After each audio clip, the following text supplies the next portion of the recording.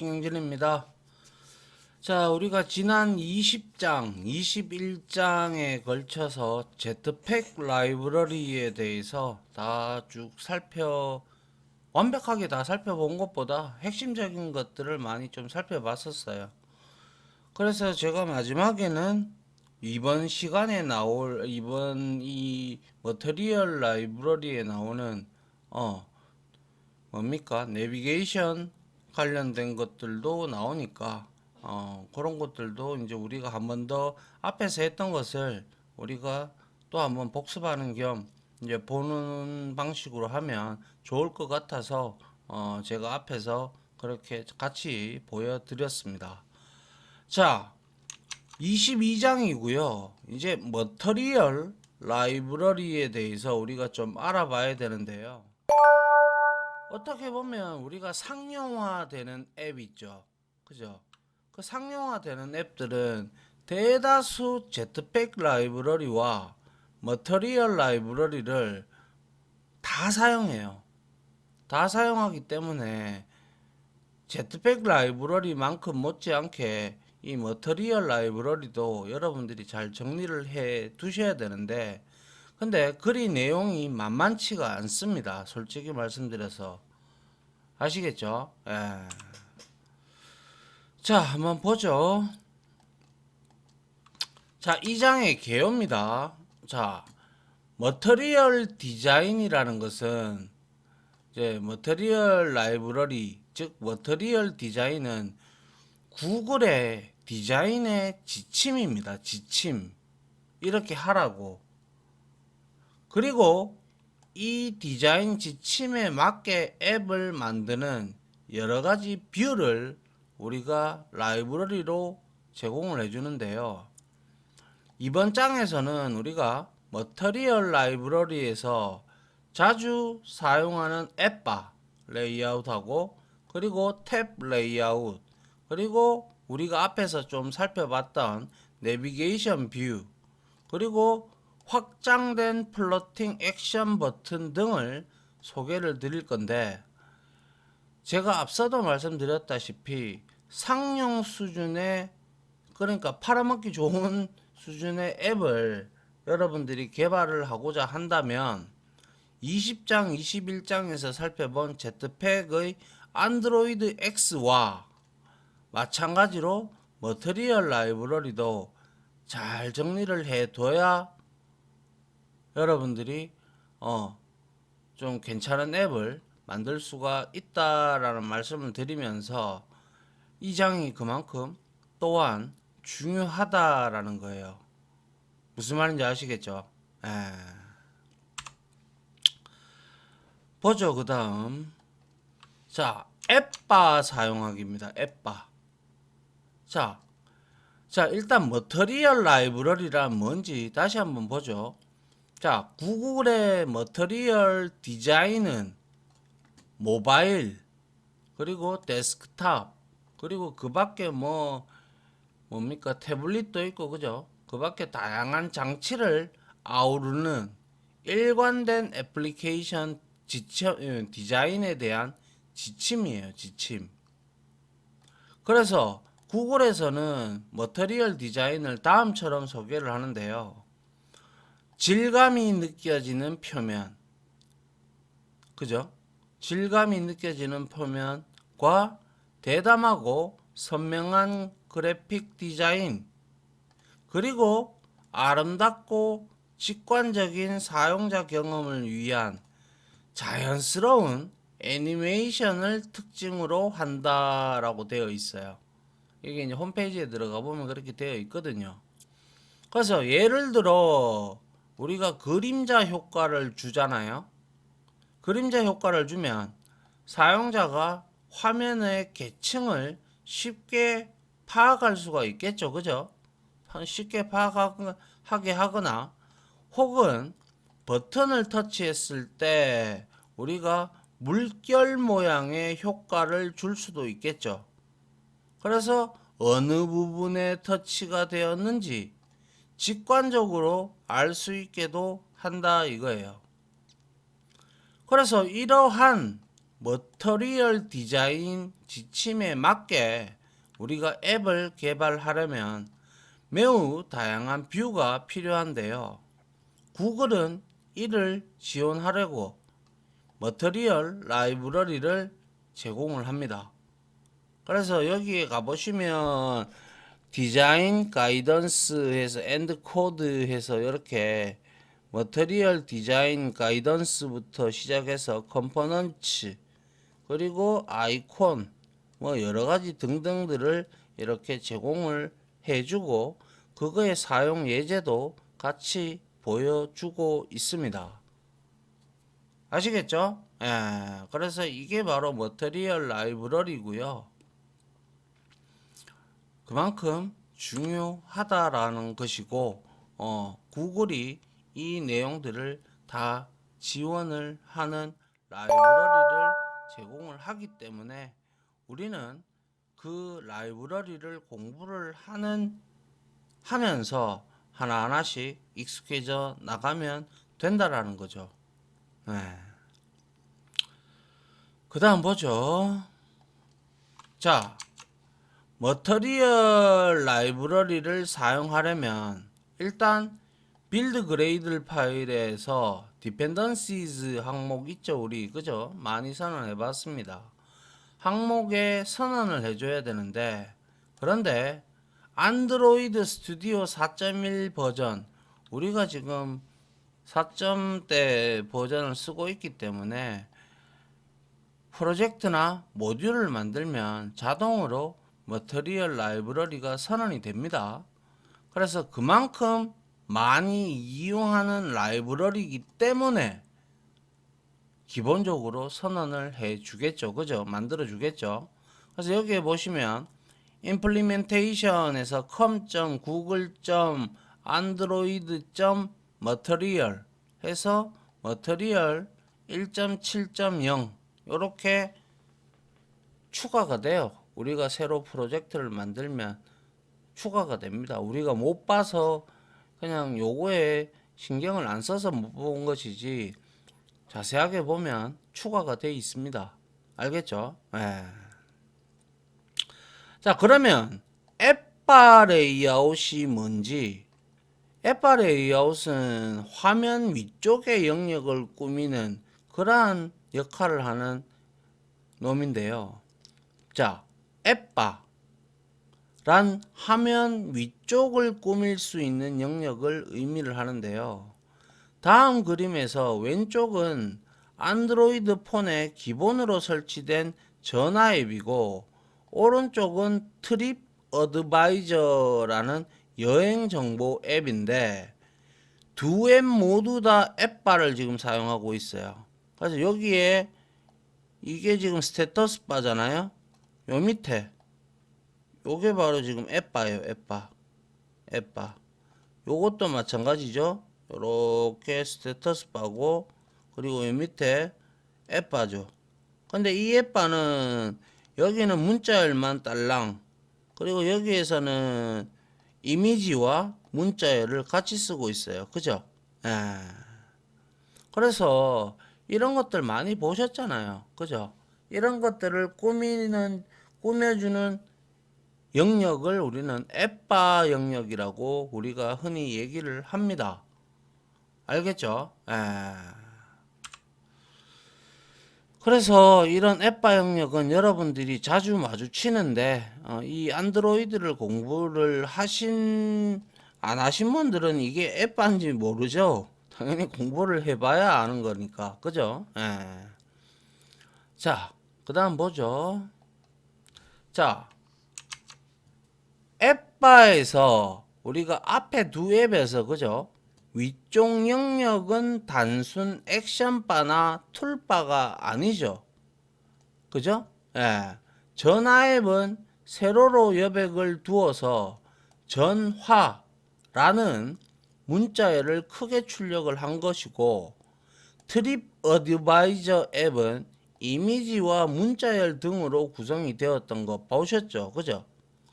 그래서 이처럼 화면에서 위쪽 영역을 다양하게 우리가 꾸밀 때 앱바를 사용을 하는데요.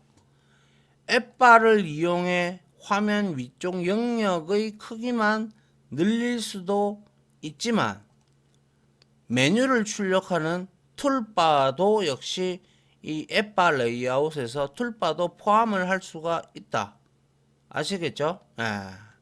그리고 툴바 이외에 이미지나 문자열 등을 함께 출력하는 등 앱바를 이용을 하면 화면의 위쪽 영역을 매우 다양하게 꾸밀 수가 있습니다. 그래서 머터리얼 라이브러리에서는 이러한 앱바를 구현하는 데 도움을 주는 앱바 레이아웃을 제공을 해줘요. 그래서 앱바 레이아웃도 하나의 뷰이기 때문에, 그죠? 뷰이기 때문에 레이아웃 XML 파일로 우리가 등록을 하는데요. 여기서 구분을 잘 하셔야 될 게 어떤 게 앱바고 어떤 게 툴바고 뭐 어떤 게 컨텐츠고 이런 것들을 명확하게 구분을 해봐야 되겠죠. 그래서 여기에는 이 부분이 이제 툴바로 들어간 상태고 요 밑에 있는 게 지금 뭐예요? 앱바예요. 앱바. 이거는 스테터스 바고 그리고 아래 부분에는 이제 컨텐츠 영역이 된다 이거죠. 맞나요? 예. 그래서 이런 앱바를 가 어디 있는 건지 이거를 명확하게 이 앱바는 우리가 늘리거나 줄일 수도 있어요.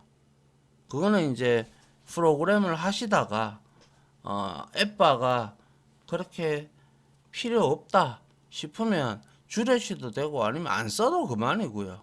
예. 아시겠죠? 예. 자, 이제 앱바를 이용해 가지고 툴바를 포함을 한번 시켜보죠. 자, 다음은 앱바 레이아웃에 툴바를 포함한 예제인데 이처럼 앱바를 사용할 때는 대부분 앱바 레이아웃 안에 툴바를 포함을 하는데요. 제일 밖에 있는 뭐예요? com.google.android.material.앱바에 앱바 레이아웃이라고 되어 있죠. 그죠?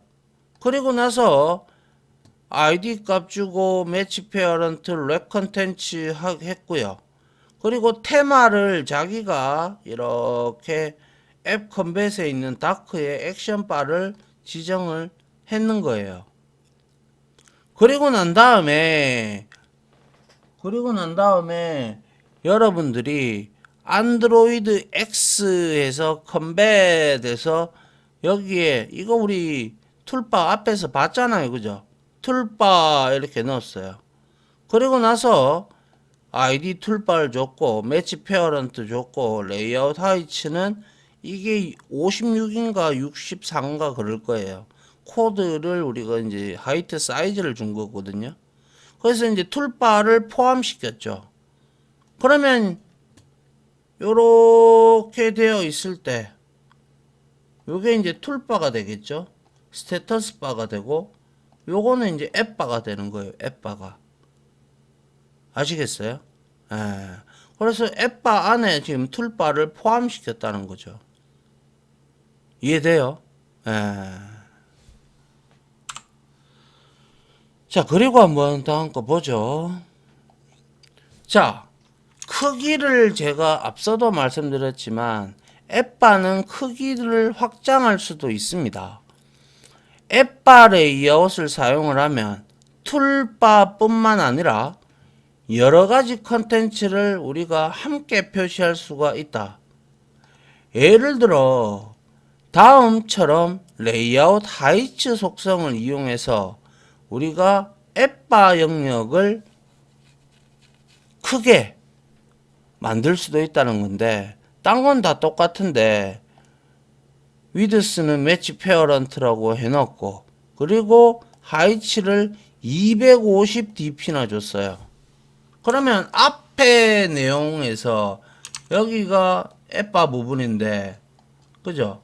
앱바 부분인데 여기서 하이치를 250을 주니까 이만큼이 전부 다 앱바예요. 그런데 앱바를 너무 크게 잡아버리면 우리가 밑에 또 컨텐츠 구성하는 데 있어서 자리 영역을 잡아먹는데 문제가 좀 되겠죠. 그러니까 적절하게 여러분들이 표현할 수 있는 그러한 정도의 앱바를 만들어서 앱을 만드는 게 중요하다라는 거죠. 지금은 250dp를 줬기 때문에 이게 250dp예요. 아시겠죠? 자, 그 다음 한번 보죠. 자, 그러면 앱바를 우리가 사용하는 이유는, 자, 보시죠. 이와 같이 이처럼 크기만 조절할 수도 있고, 아니면 다양한 콘텐츠 앞에 보셨다시피 이미지, 문자열 다 넣을 수가 있어요. 그래서 다양한 콘텐츠도 함께 출력될 수가 있다라는 거예요.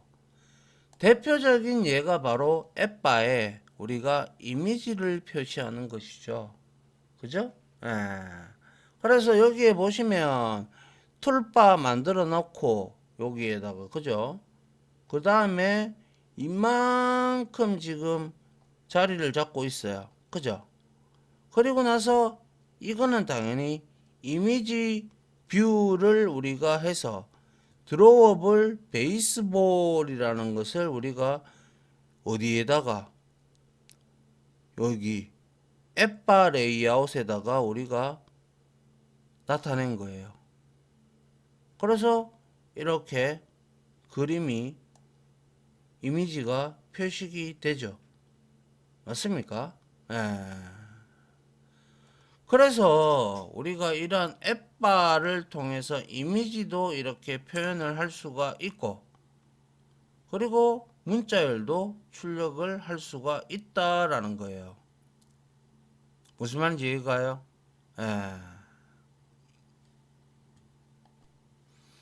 자, 다음 장 한번 보죠.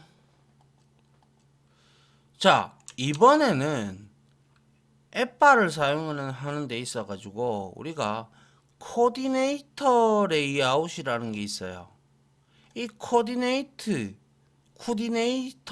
뭐 이렇게 부르는데 이거는 뷰끼리 서로 상호 작용할 때 우리가 이것을 사용을 하는데요. 코디네이터 레이아웃은 머터리얼이 아닌 제트팩의 안드로이드 X 라이브러리에서 제공을 하지만 앱바 레이아웃에서 이 가장 많이 사용되기 때문에 이곳에서 제가 함께 설명을 드릴게요. 그래서 스크롤이라는 게 있죠. 위아래로 우리가 막 왔다 갔다 하는 거 있잖아요. 그죠? 그럴 때, 자, 코디네이터 레이아웃은 뷰끼리 상호작용할 때 사용을 합니다. 자, 예를 들어, 뷰가 우리가 이제 터치해서 막 올리고 내리고 하잖아요. 그죠? 그래서 뷰가 스크롤 되는 상황을 살펴보자는 거죠. 일단. 그래서 오른쪽 그림처럼 사용자가 뷰 A, 요놈, 뷰 A를 스크롤을 할 때 뷰 B도 함께 스크롤을 해야 한다면 어떻게 해야 될까요? 이게 다른 거잖아요. 그죠? 그렇기 때문에 사용자가 이걸 왔다 갔다 한다면 이거는 이것도 같이 움직여 주는 게 어떻게 보면 효율적이죠. 왜냐하면 이 내용을 더 볼 수 있으니까. 그죠? 그런데 실질적으로 이거는 그냥 자신들만의 뷰이기 때문에 기본적으로는 불가능해요. 근데 코디네이터 레이아웃을 이용을 하면 뷰끼리 상호작용을 하기 때문에 이용을 하면 가능하다라는 건데 뷰 두 개를 코디네이터 레이아웃에 넣으면 뷰 두 개를 코디네이터 레이아웃에다가 넣으면 말이죠. 넣으면 뷰에서 발생한 스크롤 정보, 그러니까 내가 여기서 뷰에서 발생한 스크롤 정보를 코디네이터 레이아웃이 받아요. 받아서 다른 뷰에게, 즉 다시 말하면 이것들이 전부 다 코디네이터 레이아웃에 있다면 사용자가 여기서 스크롤을 하면 누가?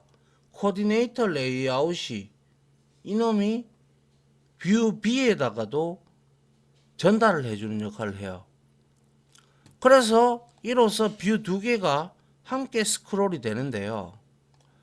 근데 그렇지만 코디네이터 레이아웃에 뷰를 추가만 한다고 해서 모든 뷰의 스크롤 정보를 또 공유할 수 있는 것은 아니에요. 즉 다시 이거를 말씀을 드리면 코디네이터 레이아웃으로 감싼 모든 자식 뷰끼리 상호작용을 지원을 하지 않는다라는 거예요. 코디네이터 레이아웃으로는. 그래서 자식 뷰끼리 우리가 상호작용을 하려면 누군가는 코디네이터 레이아웃에 그죠? 정보를 전달해야 하고 또 누군가는 그 정보를 받아가지고 같이 스크롤이 되든지 해야 될 거 아니에요. 맞나요? 맞잖아요. 그죠? 그래서 이 역할을 하는 게 이 부분을 우리가 behavior라고 이제 우리가 말을 하는데 이 behavior를 구현하는 뷰끼리 상호작용을 할 수가 있다라는 거예요. 무슨 말인지 이해갑니까? behavior라는 거, 이거는 머터리얼 디자인 가이드에 보면 스크롤 시에 다양한 반응을 위한 테크닉이에요. 원래 기본적으로 액션바를 확장을 해서 스크롤 시에 액션바를 줄어들게 하도록 우리가 앱바 레이아웃에 스크롤링 뷰 비헤비어라는 그와 스크롤 시 하단으로 숨기기 위해서는 또한 바텀 시트 비헤비어를 라이브러리에서 제공을 해주거든요. 그래서 통상적으로 이 비헤비어는 코디네이트 레이아웃에서 사용이 돼요. 그래서 자식 뷰의 스크롤의 변화 상태를 다른 자식 뷰들에게 전달을 해주는 역할을 하는 게 바로 비헤비어입니다. 조금 더 쉽게 말을 하면 우리가 중첩 스크롤이라는 게 있는데 네스티드 스크롤 뷰나 혹은 리사이클러 뷰 등에 의해서 스크롤의 상태를 판단해서 정의된 반응을 하기 위해 뷰에다가 우리가 비헤비어를 등록을 하면 돼요. 근데 이게 내용이 좀 어렵습니다. 이야기가. 일단 한번 보죠. 그래서 스크롤을 연동할 때 우리가 코디네이터 레이아웃으로 스크롤을 연동할 수 있는 뷰는 목록을 표현하는 리사이클러 뷰와 앞에서 소개한 앱바 레이아웃이 대표적인데요. 앱바 레이아웃으로 우리가 화면 위쪽 영역을 꾸미면 그만큼 메인 컨텐츠 영역이 작게 나올 수밖에 없다라고 말씀을 드렸죠. 이 때문에 보통은 메인 컨텐츠가 나오는 부분을 우리가 스크롤할 때 앱바 레이아웃도 함께 스크롤 되게 만들어요. 이때 우리가 이제 코디네이터 레이아웃을 사용을 하는데 이걸 이제 여러분들이 이해를 하기가 조금 쉽지가 않은데 중첩 스크롤 뷰를 사용을 해요. 자, 예를 들어 그런데 코디네이터 레이아웃을 이용을 하더라도 우리가 텍스트 뷰, 이미지 뷰 등은 스크롤을 연동할 수가 없어요. 근데 만약에 이런 뷰에서 발생하는 스크롤을 연동을 하려고 그러면 우리는 안드로이드 X 코어의 위젯에 있는 네스티드 스크롤 뷰를 이용을 하면 돼요. 말 그대로 중첩된 스크롤 뷰를 말을 하고 있는 것이죠. 즉 코디네이터 레이아웃에 중첩 스크롤 뷰, 네스티드 스크롤 뷰를 포함을 하고 여기에 텍스트 뷰나 혹은 이미지 뷰를 함께 넣으면 해당 뷰에서 발생하는 스크롤 정보를 코디네이터 레이아웃에 전달을 하여 앱바 레이아웃이 함께 스크롤되게 할 수가 있는데요. 거기에 이제 필요한 게 우리가 다음 코드를 보면 나오는데요. 한번 보시죠. 자, 다음 코드는 텍스트 뷰에서 스크롤이 발생할 때 화면 위쪽에 앱바 레이아웃도 함께 스크롤 되게 작성한 예제인데 이를 위해 코디네이터 레이아웃을 선언하고 그죠? 코디네이터 레이아웃 안에 선언을 해야 그 두 개가 상호작용을 한다고 했잖아요. 그죠? 스크롤이. 그리고 그 하위에 앱바 레이아웃과 중첩 스크롤 뷰를 배치를 했어요. 그래서 텍스트 뷰 자체로는 스크롤 정보를 코디네이터 레이아웃에 전달할 수 없어서 우리가 중첩 스크롤 뷰로 텍스트 뷰를 감싸 줬는데요. 여기에 일단 보시죠.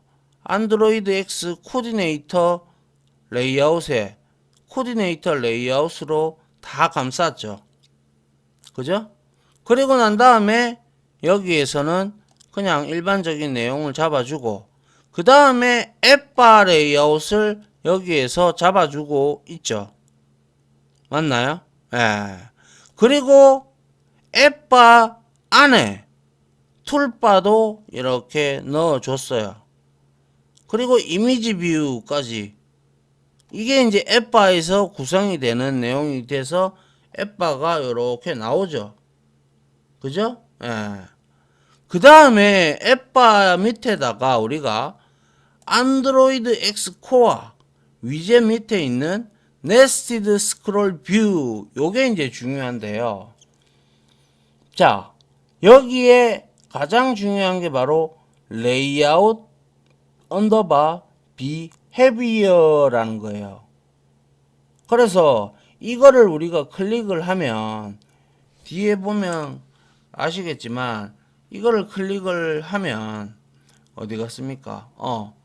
com.google.android material 앱바 레이아웃에 스크롤링 뷰 비헤이비어라는 클래스로 얘가 설정이 되어 있어요.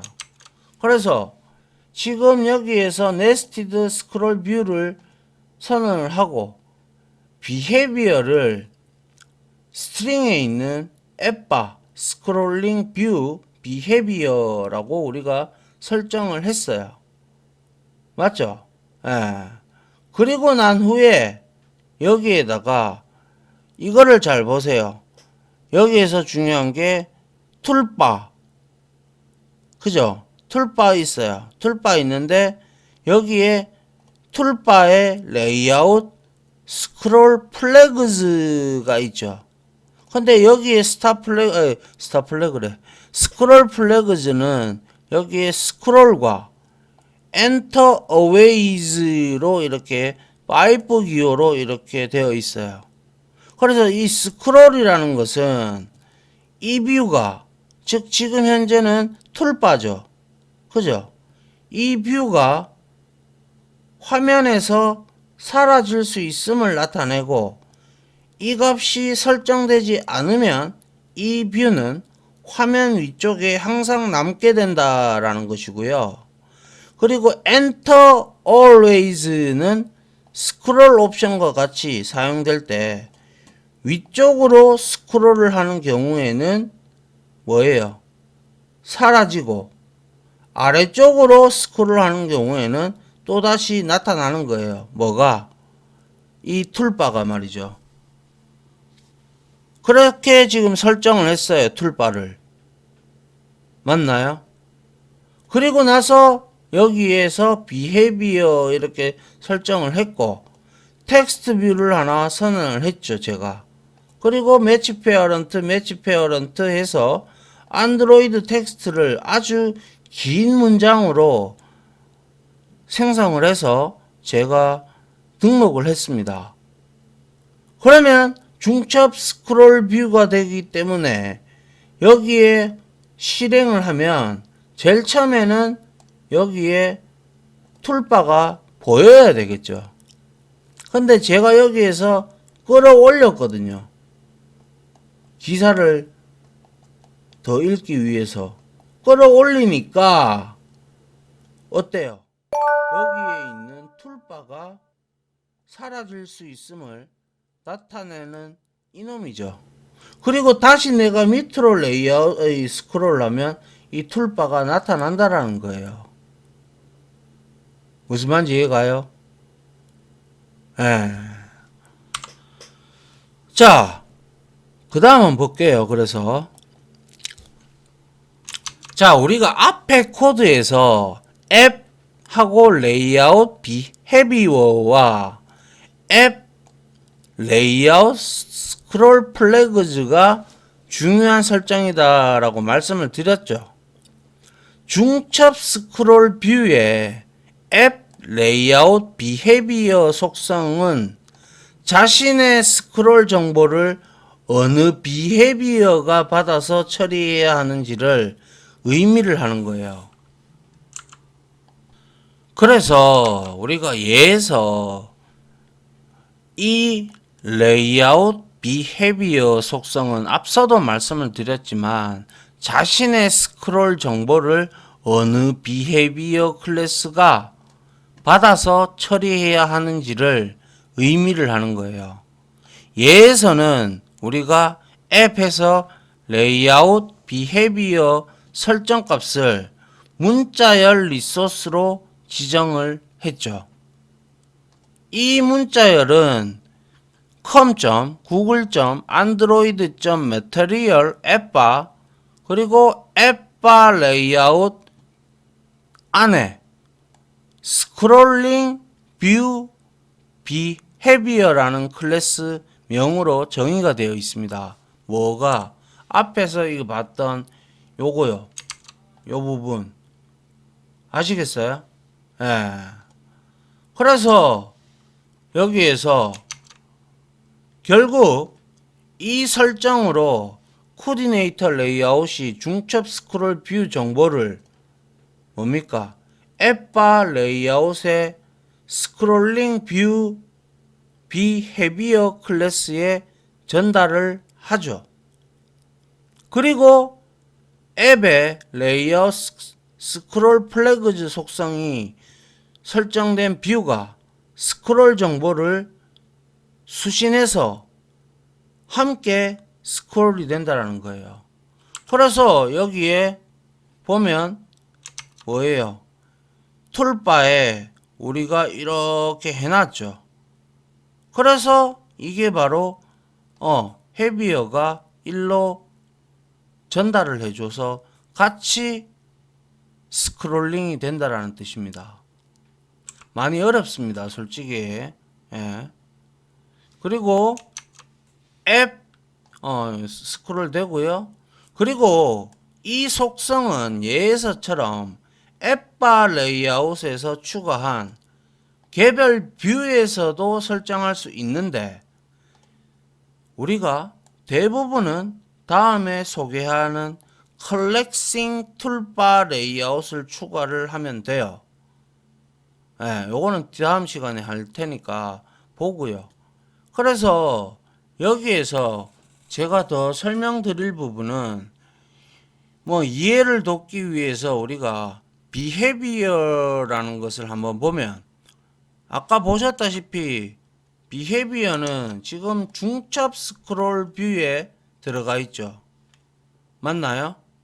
예. 그래서 레이아웃 비헤이비어는 앞서 말씀드렸다시피 앱바 레이아웃 그리고 달러 해서 스크롤링 뷰 비헤비어가 여기에 정의가 되어 있습니다. 그래서 얘는 네스티드 스크롤 뷰 요거 뭐예요? 텍스트 뷰죠.